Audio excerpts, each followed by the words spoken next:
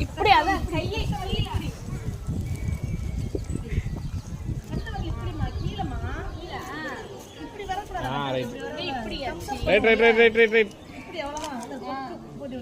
Shoulder வலிக்குது.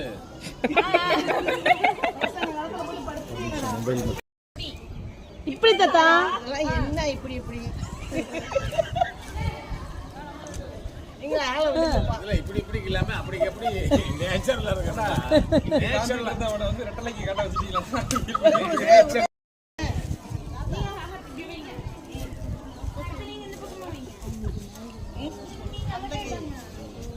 நேத்தோட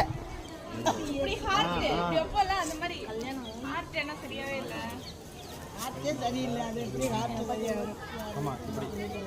இப்படி